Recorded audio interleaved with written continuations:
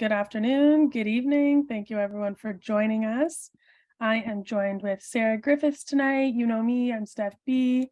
And we've also got a special guest who is our brand spanking new events manager, Mariana, joining us tonight as well. She's going to be hanging out with you on events moving forward.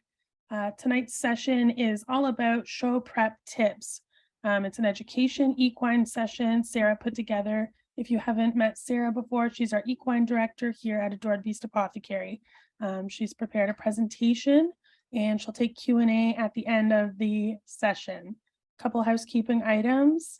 If you can change the chat setting to everyone so that everyone can join our chat.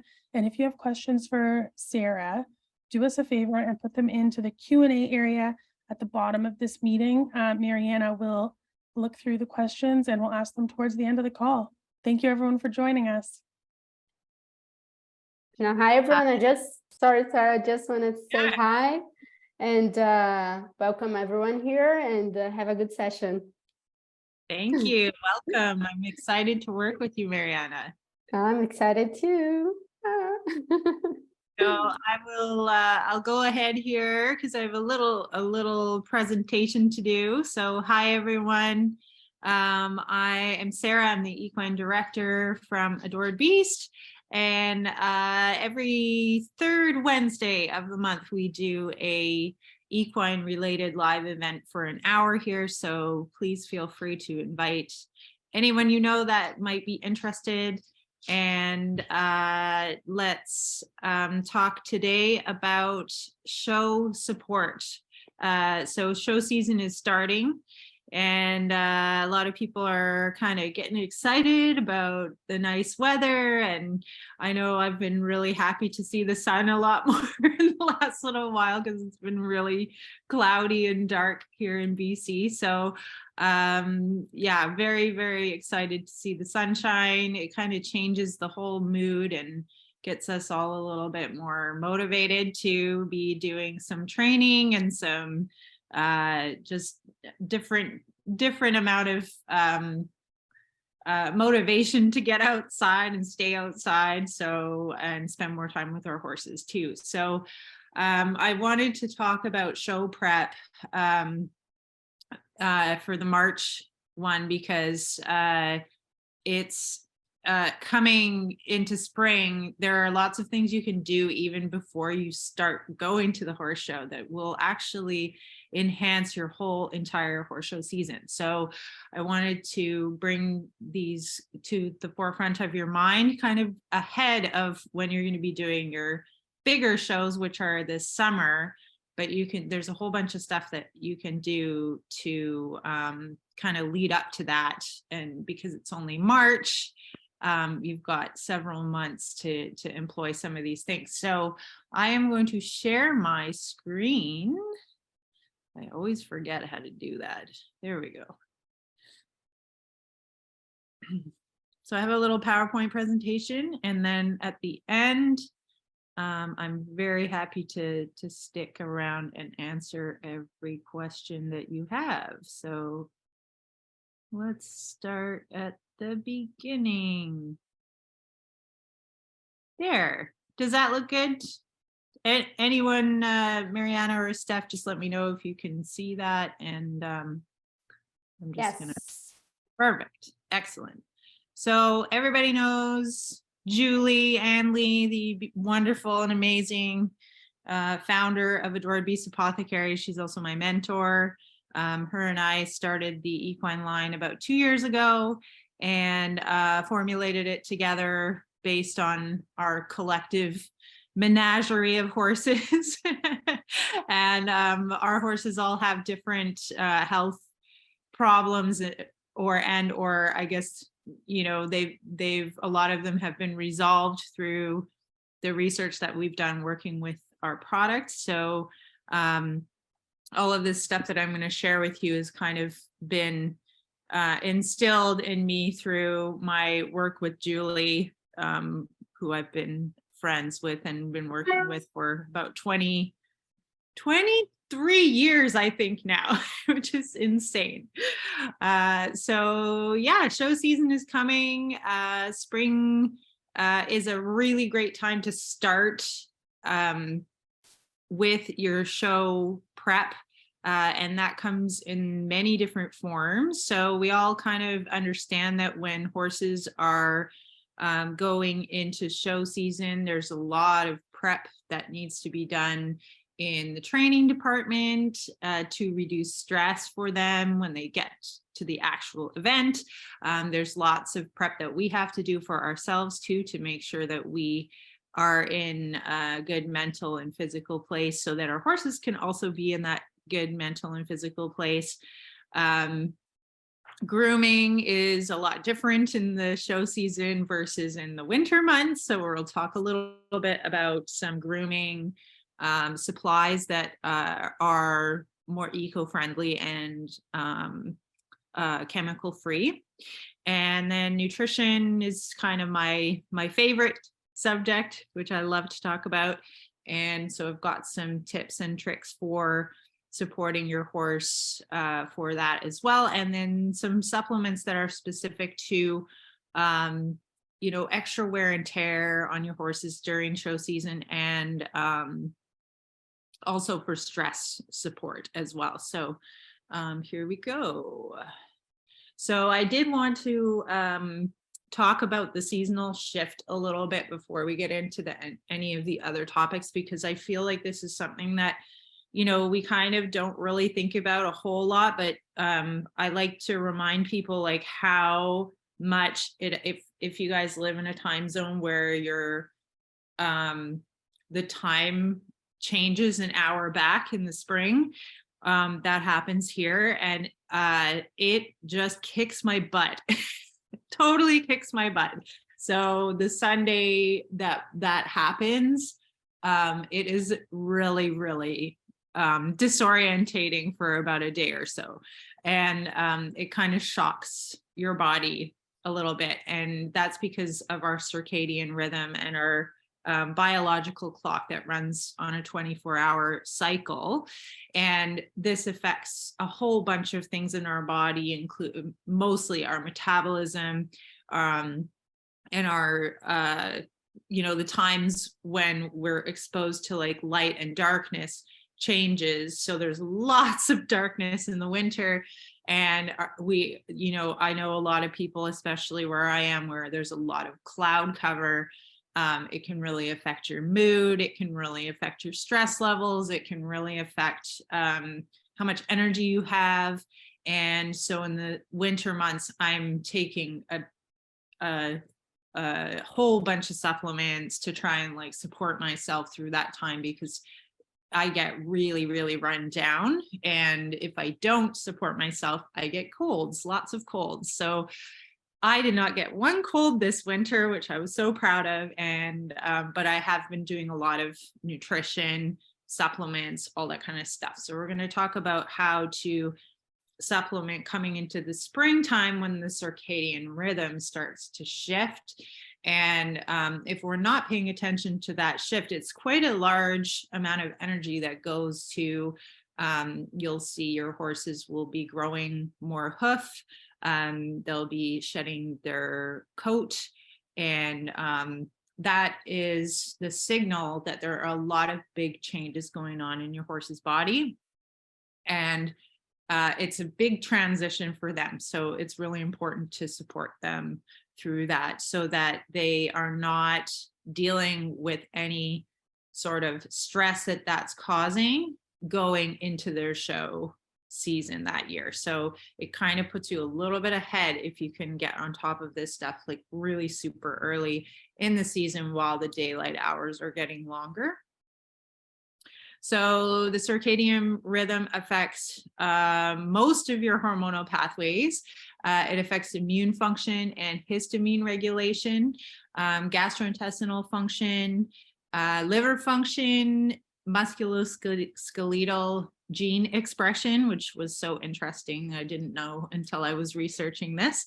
And also it stimulates hair and hoof growth, which is kind of our visual signal that this process is taking place. So we get mouthfuls of hair as we're grooming our horses, and their hair's flying everywhere. And our farrier's like, yeah, we can go on a 6-week cycle instead of a 5-week cycle because the horse's feet are growing, or sorry, change to a 5-week cycle because the horse's feet are growing so quickly.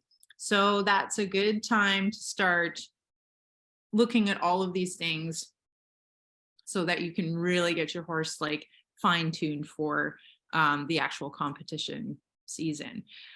So stress reduction is a big one. I talk about it all the time. Everyone's heard me talk about these things before, but in terms of showing, showing in itself can be a little bit stressful for horses. You know, they're moving, they're on a trailer, they may be staying overnight at a new place, which is considered to be quite a high stress event for a horse. Being put into a situation with a lot of seemingly scary objects and new things, new horses, all of those types of things. So that in by nature is a stressful event for them. So some of them aren't quite as stressed by that, and some of them are more stressed by that. And there's a lot of stuff that we can do to help them kind of keep themselves from kind of losing it. And also stress and high cortisol levels do contribute to inflammatory responses, immune mediated inflammation, and also gut problems like ulcers. So we don't want those things. Those are not things you want to be dealing with. You want to be focusing on showing rather than your horse's immediate health. So you want your horse to be healthy so you don't have to think about those things. And that takes daily practice rather than just kind of like on the day. So making sure that you're matching your training exercises to your goals. So whatever your goals are, making sure that that training program is a slow and steady process so that you're not just, you know, overloading your horse with something that it's finding really hard on top of taking them into a stressful experience, because that's a double whammy on this in the stress department. So always making sure that you're switching it up, making it fun for them, giving them lots of breaks, and then slowly and steadily working towards whatever your goals are with your showing, and not showing at a higher level than your horse is comfortable doing at home. Because otherwise you'll run into different issues. If you're showing above what you're training at home, or you're showing the same as what you're training at home where they're still kind of learning, that can also be distracting and stressful for them. Plan some outings with your horse ahead of the show, like when you're going to go out for shows. Ideally, it would be great if you can take them to outings to some of the venues where you're going to show, and ride them at the venues without all the pressure, so that they're used to that environment. But if you can't do that, then just lots of outings, getting on the trailer, going somewhere, having a good experience, coming home. Those are all really important things to do. So as many times as you can do that before you get out to a show is amazing. And it just kind of signals to your horse, you know, every year that, you know, oh, it's time, we're starting to go to outings now, so that when you do get them to the show, they've already been out a few times, and you know, they've had a good experience and they know what to expect. Also, matching your diet to your training goals is really important. So forage basically all the time, especially when you're at the horse show. I always just let my horses eat. I don't, you know, ration them on forage. I always have hay in their stalls for them. Some horses do well with like a hay net in the stall, so that it's a little bit slower for them, so that they've got something to do. And they've always got food going in, because that's really, really important for helping reduce stomach acid, and making sure you're not increasing their risk of ulcers, which can happen under stressful circumstances and can happen quite quickly. So yeah, also high cortisol levels and high stress, ulcers can form like very, very quickly, like within days of that process starting. So it's really important to really be connected to your horse to make sure that you're paying attention to their stress level and how much they're able to deal with at any given moment. And if something seems like it's too much for them, then to walk it back to where they're comfortable and then work it back up again. And then also, yeah, stress reduction also helps with supporting their immune function. So they have the ability to modulate their inflammation a lot easier when they're not flooded with cortisol hormones. So that's really important. Oops. Okay, and grooming tips. This is something that I actually have another company called Equine Co. And I started this company because I couldn't find any products out there in these departments that I wanted to actually use on my horse. And I did a bunch of research on the chemicals that are commonly found in fly sprays, hoof oils, lubricants like bit balms, and also shampoos and conditioners. And I found that there are some things in there that if you're using them for the entire season can really actually become an issue for your horse and also for you if you're dealing with them by inhaling them or having them on your skin frequently during the summer months. So going chemical free wherever possible is really amazing. Fly spray, there are really effective fly sprays that don't contain pyrethrins. When pyrethrins are a neurotoxic hormone that exists in most of the conventional fly sprays that you'll find on the market. And not only is it not very good for us to breathe them in, but it's also not very good for our horses to breathe them in.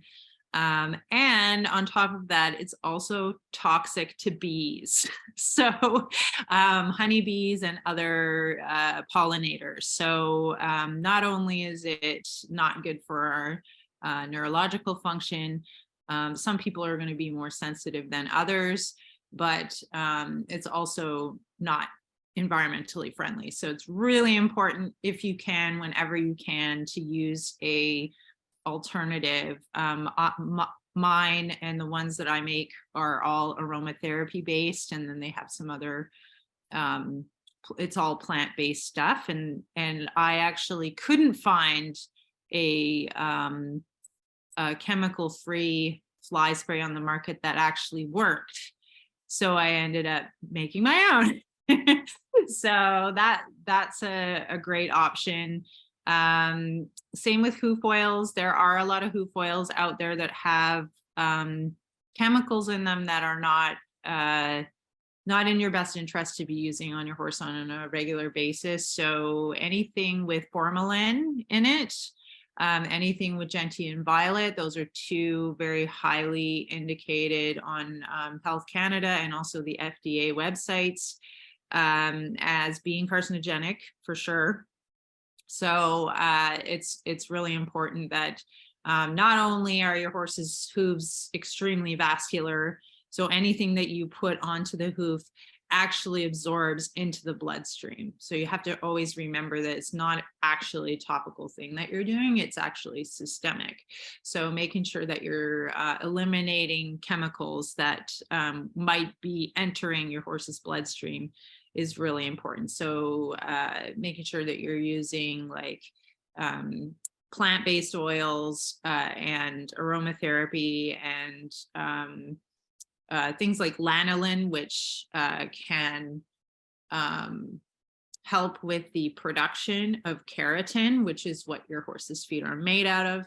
instead of using something that's just going to harden the feet, which is a lot of times that's what people are trying to do, is harden the feet or polish the feet and make them look nice and shiny. You can do that just as well with some of these natural products. So that's really important to know.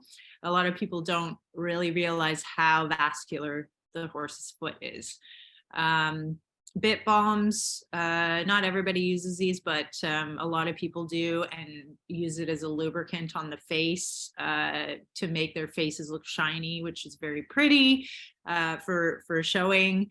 But petroleum-based products, when they're used on a daily basis around the mucosal membranes and on the skin, can contain PHAs, which are polycyclic aromatic hydrocarbons, which are also listed as metabolic dysregulators and carcinogens. So that's very important to know, because a lot of people don't know that.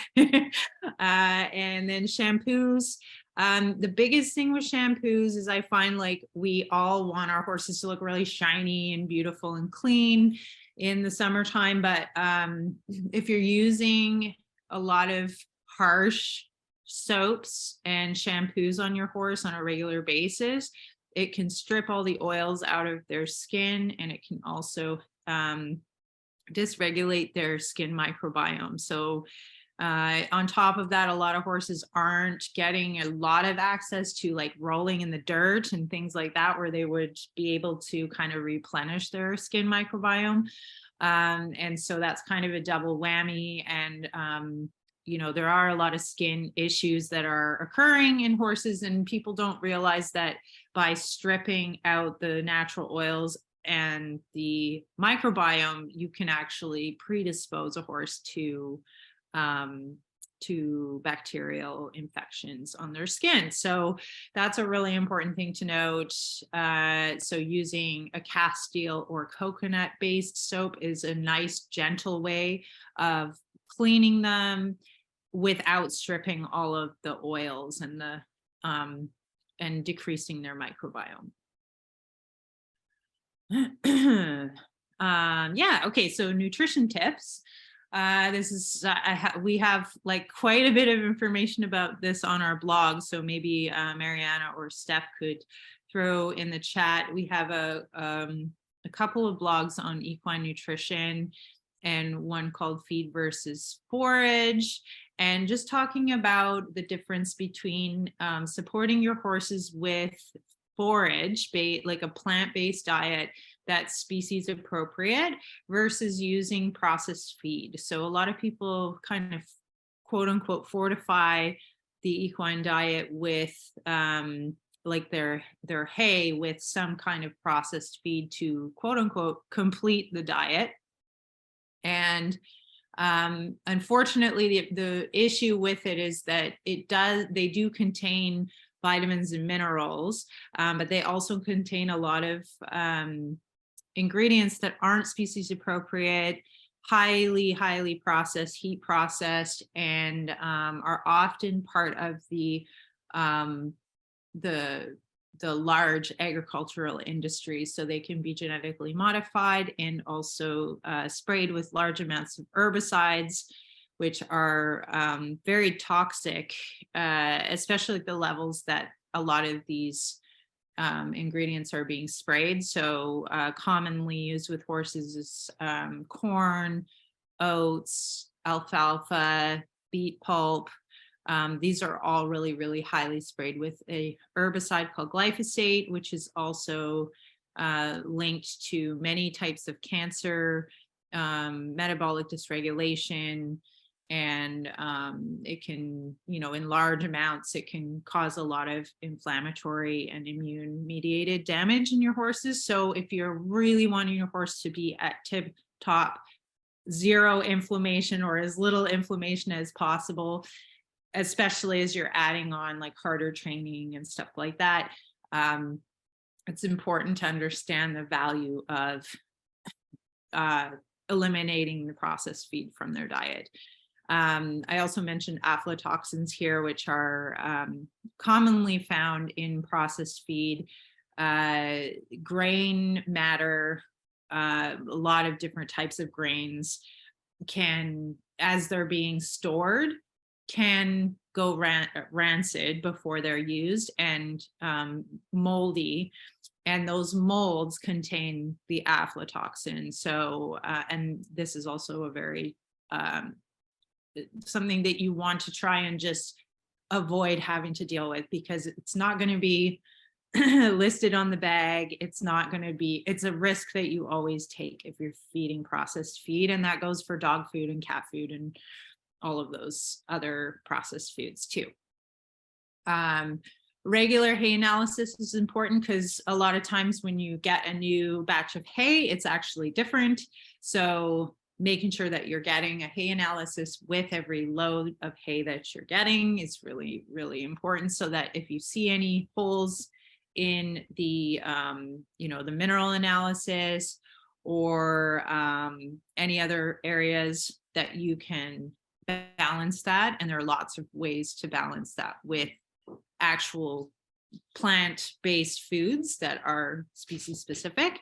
And then there are some supplements that you may have to add, because they're very, very hard to get with food by themselves.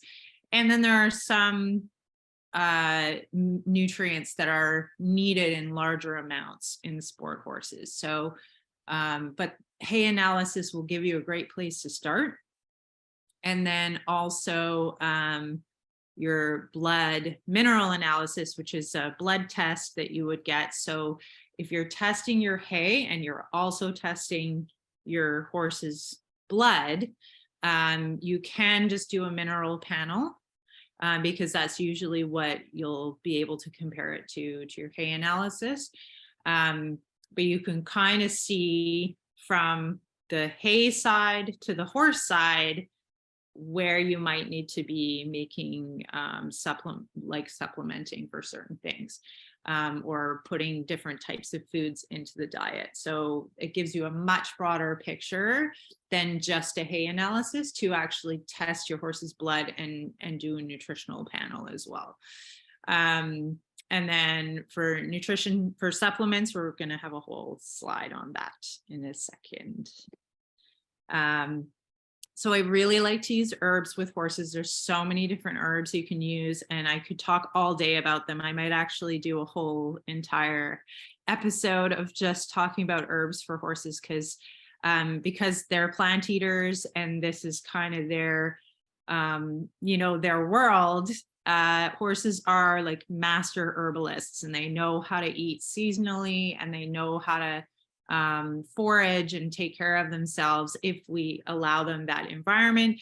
But in most scenarios, especially with show horses, there's only, like, if we're at a training facility, there's not always that perfect scenario where they can, go out and forage on acres of land and then be training at the same time. It's very rare to have all of that happening at the same time. So there's some great herbs that you can add into your horse's diet. There's a whole entire lecture I could give on like nutritive herbs on their own, which I use seasonally. And you can take a look at our seasonal support YouTube video on my lecture on seasonal support for horses. I have a bit more information about herbs on the nutritive front, like for the seasons. But for right now, we're going to talk about like specifically for stress reduction and for showing. These ones are like almost a must-have in your repertoire for your horses. So dandelion root is probably the most consumed herb that horses will eat. So it's really important, not just the root. I only put the root on here, but you want to add the leaves as well. So I often will add the leaves in the spring, and later on I will add the root in, because they do eat different parts of the plant at different seasons, and herbalists know this as well. So when you buy dandelion leaf, it is usually harvested in the spring when it's the most viable nutritionally and medicinally. And then the roots are harvested at a different time of the year when they are the most viable part of the plant. So the horses will know by the way that the plant tastes what time of year to eat what part of the plant. And dandelion is one of those ones that's they're consuming that in large amounts at most times of the year. And so it's highly nutritious. It's got tons of vitamins and minerals in it. And it's also really important for liver and kidney function, which is also really important for when their circadian rhythm is changing. It's also very important for inflammatory modulation. So it's a very cost-effective herb to use. And it can just like enhance their diet so incredibly that it's really, really important to consider adding both the leaf and the root. And then ashwagandha is something that I like to use. Technically, it is one of the herbs that you can use consecutively and not take any breaks. And there's lots of long-term studies that have shown that that's completely safe to do. The great thing about ashwagandha, and the reason I really wanted to talk about it, is that it's considered to be an adaptogen. So it is nutritionally valuable, but it is known as an adaptogenic herb. So that means that it helps specifically to deal with oxidative stress and inflammatory stress in the body. So it's very protective, and it also helps with like emotional and mental stress reduction as well. So it's a very calming herb, and a lot of horses do really, really, really well on it. So that's a great one. I think almost every horse that goes into showing could really benefit from being on ashwagandha during the spring, summer, and winding down into fall, like during the show season. That it would give them a big advantage. And then licorice root is another one that is very gut supportive. It's one of the ingredients in our Equine Gut Soothe. It also improves intestinal and overall circulation in the body. So it actually helps oxygenate the blood and detox the liver and repair your cells faster because they have more oxygen, reduces inflammation. So that's a really great one to have in your toolbox. And then marshmallow root is another one that's very, very useful for digestive and gut protective. So it's high in mucilage, which is that really, if you add water to it, it kind of blows up into this very gelatinous substance. And that's what feeds the gut lining and actually helps to provide your horse with protection from ulcer development. So I know a lot of people, like it's also in our Gut Soothe, but a lot of people who are showing, I actually suggest that they add additional marshmallow root for more protection if they have a really stressy horse. And then mushrooms are another one that I could do an entire lecture on, but I will just briefly go over a few of the ones that I really love. So chaga is they're all adaptogenic, but chaga is one that is great for horses in, oh, here's my cat. Horses in stressful situations. They're help to regulate the chaga in specific helps to regulate the insulin, pituitary, adrenal axis. So it's really, really great for horses that can get into that very stressed out, cortisol heightened state, adrenaline state. It can help to bring down those levels and help them deal with that stuff a lot better. Lion's mane is another one for horses that have a lot of maybe show anxiety. It's highly indicated for the neurological system. So it helps to have a calming effect and really, really amazing for all neurological disorders as well. And then reishi is another one that is extremely useful for calming the nerves and helping with inflammatory reduction, immune system support. And then turkey tail is a great one if you have a horse that has a history of GI upsets, especially while going to horse shows. Is highly indicated as a gut supportive and immune supportive mushroom. So those are all ones to consider, and you can rotate through them and use all of them if you want to. And I know some products out there do have more than one in them, and then we have them just on their own so that you can do whatever you like with them. And then nutraceuticals, my favorite ones for basics for making sure that you're covering your bases. And this is like after you look at the overall diet, these would be the kind of icing on the cake that would kind of complete things for a show horse. So omega-3s are a must. There are a lot of fish oil based omega-3s on the market for horses, but obviously they're not species appropriate. Fish oils can be rancid.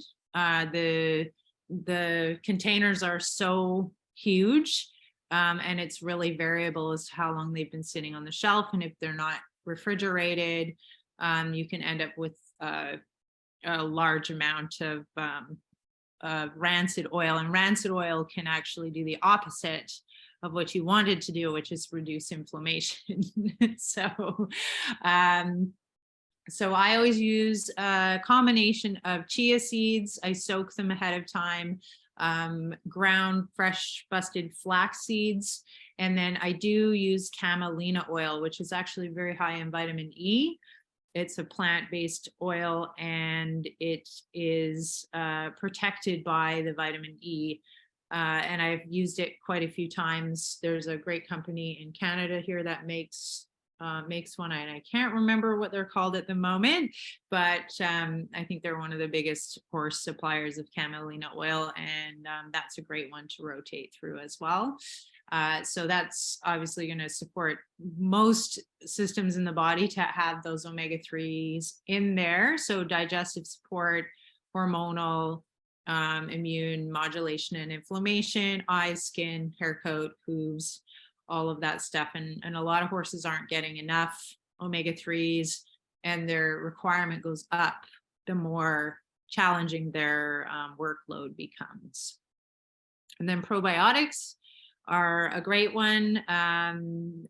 It's really important to get a variety of strains with your probiotics. So for example, with our Gut Soothe, we have 15 different strains that we list in our probiotics, and all of those strains are in different levels that would naturally be found in the gut of the horse. Plus, there are some species appropriate probiotics in there, which are specifically equine derived from equine manure, and they have lots of scientific testing behind them. So they add a whole different level of species appropriate support for horses. So though it's really important that their gut is as diverse, their microbiome is as diverse as humanly possible, so that they are able to deal with as much external environmental stress as possible. So that's one of the reasons why we consider our microbiome to be such a huge part of our immune system, is because it kind of helps, it does help to regulate our internal cellular functions with whatever is going on in the outside world. So it's kind of the sounding board for our environment. So it's really important that there's a big, vast community in there of all different microbes talking to each other. The more variance you have in your microbiome, the healthier you're going to be. And there's lots of science in humans, dogs, cats, horses on that subject. So you can dive in and take a look at that research if you like. There's a lot. And then N-acetylglucosamine, which is also in our gut soothe, is it's also called NAG. You'll see it listed as that sometimes. And that's specifically for interstitial linings, which is like your uterus, your gut, your bladder, your lungs, any interstitial, any mucosal lining, even the tubules of all of your organs, they all have these interstitial linings. And L-glutamine and acetylglucosamine actually feed those and help them to replenish faster and repair faster. So it's a great way to support your horses. You can always increase those during shows as well. So a lot of times during show season, like when my horses are going to the show, I will actually increase their gut soothe by a double amount while they're at the show, and then a little bit after they come home, so that they have a little bit more access to that repair cycle. And then vitamin E is another one I like to use in a liquid form. I do use it in the winter as well, and they don't have any access to grass. And then I do increase it during show days. So you can go up to quite high with vitamin E without having an issue, as long as you're doing it just in little bursts. And some horses do need more vitamin E than others. If you have any sort of neurological issue going on with your horse, which obviously you wouldn't be showing if that was the case, but vitamin E is a good indicator. If your horse has a vitamin E deficiency, that they probably have some neurological stuff going on. And the liquid vitamin E is the way to go. It's the most bioavailable, and making sure that it is in natural form. So that's alpha tocopherols rather than any other type of vitamin E, so that your horse is actually able to absorb it and use it as an antioxidant. Nutraceuticals, why did I put that? Sorry, 1 second here. Whoops. Oh yeah, okay. So other things that you can add. Sorry, the title is just wrong on here. These are extra tips. So be sure your horse is getting adequate minerals in their diet. So like I said before, really important to do a hay analysis and also a blood analysis if you're not sure where you're at. That will massively improve your horse's health. And a lot of times, even if you think you're covering all your bases, sometimes the blood testing will be the tell, because horses will all absorb and use nutrients differently. And hay is pretty hard to nail down for all of the nutrients, even with an analysis. So sometimes it's good to check in and just see how your horse is actually holding on to all of those. Really, really important thing to do. And then stress assessment, you can do that with a professional. If you don't feel that you're able to do that yourself, if you have a trainer, your trainer can probably help you do that as well. And just using your intuition to understand like where your horse is at with stress, what stresses them out, how are they dealing with stress, and how can you kind of, on the ground or through exercises, how can you make life easier for them to handle these human things that we want them to do. Like I said in the nutrition slide, eliminating glyphosate is really important. Also eliminating as much sugar and starch from your horse's diet, especially if it's coming from processed feeds. Those are really important things to actually help with stress reduction, hormone regulation, all of that, and joint inflammation, which a lot of horses, we are always obsessed with our show horses having healthy joints, joint and ligament tissues. So very important to make sure that their diet is not going to be promoting that. And then employing homeopathy. is something that I feel is totally underrated and so amazing. You can use homeopathy through the whole show season. There's no contraindications with other medications they might be on. And it is also safe to use. It won't test on a random drug testing.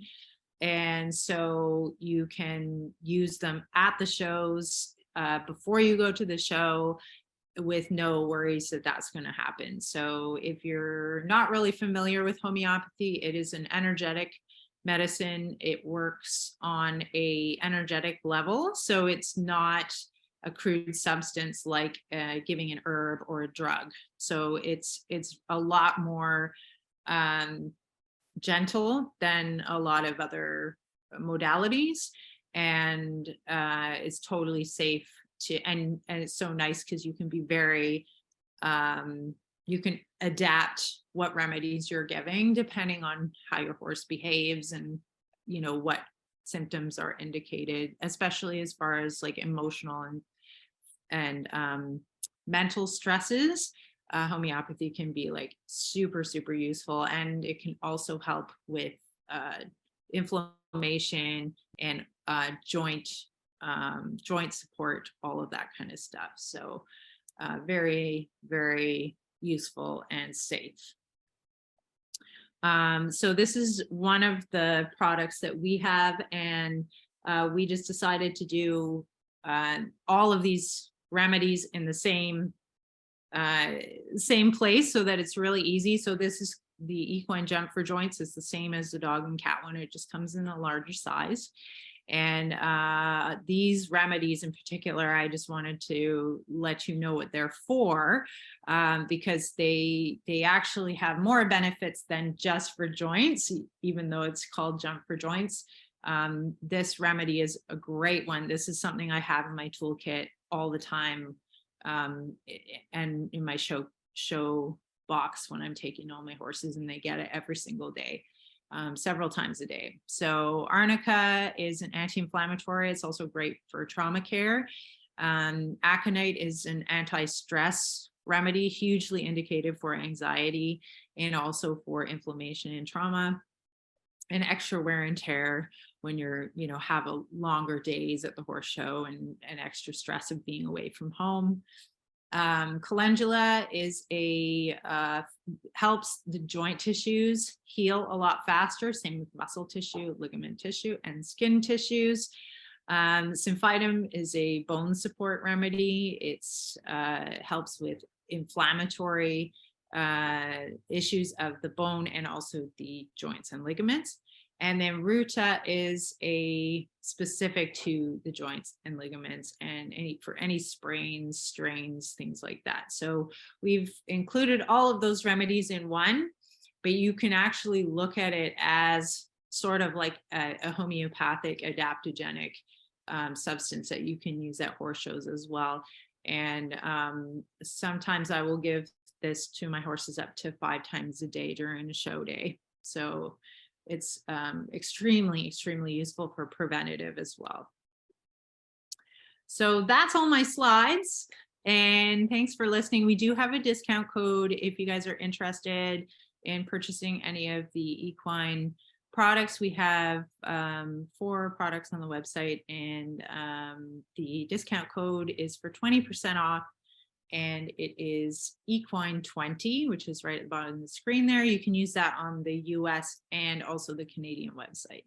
So yeah, I'm sure that we have a few questions. So Mariana, if you wanted to let me know if there's a few questions that need answering here. I'm just going to stop sharing my screen, and I can look in the Q&A as well. Yeah, I've got one here, Sarah. Let me see. Now, Jay, this is a question for dogs, but I think it also would relate well to equine. If I rotate supplements or probiotics, does my animal still get the benefits of each one? Yeah, it depends on how you rotate them. Yeah, I actually do that sometimes, and I don't use them all at once. So basically I'll rotate through, like the jump for joints is a great one to have on hand, and you can use it for shorter intervals, and you don't have to use it all the time. It's not like a supplement. You can actually use it at times where you want to add some extra preventative. You can do it for 5 to 7 days, then you can stop, then you can start it again later in 2 weeks if you wanted to. So I really like to have it in my show kit. And then it's the same for dogs and cats and everybody else. You can use it as needed with homeopathy, which is another great thing about homeopathics. The liver tonic that we have, this goes for dogs and horses as well. I like to use the liver tonic in the springtime for the circadian rhythm switch. And then I also like to use it again in the fall. And I usually do between a 6 and 8 week long stint with it. And then I stop. And then if my horse or my dog has to have any sort of medications, I may start it up after they have their medications. And then again, I do it in the fall. So I do kind of rotate on and off of that one. And then with the gut soothe, you can also rotate on and off. Also, depending with horses, if you're doing a lot of grazing, your horses are out on the pasture, they're eating some dirt. Dirt is a free probiotic. So that's and all the plants and all the things that the natural things that they come into contact with, if they're foraging, that is also has a probiotic benefit, a microbial benefit. So you can always take a break from probiotics if they're getting access to that. And same with dogs and cats, if they go outside, especially dogs. Like I know with my dog, I just, in the winter, we kind of do the same thing and we go to the same places because it's dark and it's raining, it's cold, and we don't want to be out there as long. So I provide more probiotic, more gut support during those winter months. And then once we're out, we want to go to the beach and we want to go to the mountain and we want to go to all these really biodiverse places, I may actually give her a break from the probiotics for that time span, because she's getting access to microbes from other places in the environment. So that's kind of how I do it. It's a little bit intuitive, and it just really depends on your lifestyle. Awesome, Sarah. Mariana, there's one here from Terry. I saw it that it says that I have a 28 quarter horse gelding that is retired from American quarter horse circuit. We showed a lot and was a world qualifier and competitor. He has cushions. I feed him platinum performance with added GI, metabolic, and longevity. And 2 weeks ago, we added gut soothe. And awesome. We'll be starting jumping for joy next week. Do you have any other suggestions for Terry's horse, Sarah? Yeah, so did you say it was 28 years old? Yeah, 28 quarter horse, yeah. So yeah, I would probably do a 6 to 8 week dose of the liver tonic, the equine liver tonic. And then after 6 to 8 weeks, you can stop. But it is that time of year where, they're going through their coat shedding and all of the springtime stuff. So that can give them a really nice detox. And I know a lot of older horses, this circadian change, it gets a little bit harder on them as they get older. So kind of giving them access to that detox through some herbs actually will help them to feel better into those summer seasons. So that's really awesome. 28 years is something to be celebrated. For sure.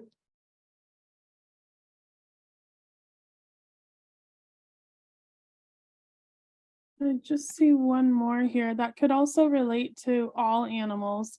Sarah, in your experience, the best time to feed an animal, would you do so before or after a walk? Well, with horses, you would want it, like, especially, this is a good one for show purposes. I always make sure their bellies are full when they're going to go out and do something like canter around a riding arena or jump over things or whatever. That horses are different than dogs in that way, whereas dogs, you normally would want to run them and then feed them, because there's a risk, especially with large dogs, of bloat. Not so much with raw food, but with other types of food. And sometimes even with raw if they're predisposed. But with horses, they need food in their stomach at the time when they're bouncing around, because they get an acid splash. And if they have empty stomachs and they're bouncing around, that can actually cause ulcers. So it's actually backwards for horses than it is for dogs. If that makes sense. Interesting. Actually, I didn't know that. That's good to know.